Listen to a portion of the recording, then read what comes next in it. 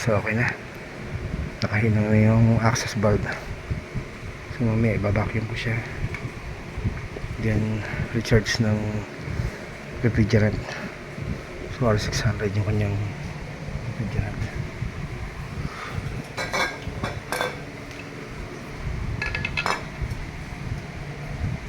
So ang problem nito, mahina ang lamig niya.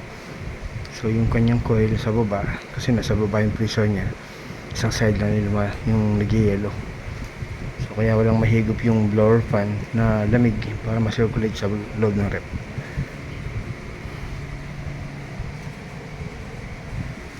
Yan, so okay na ito.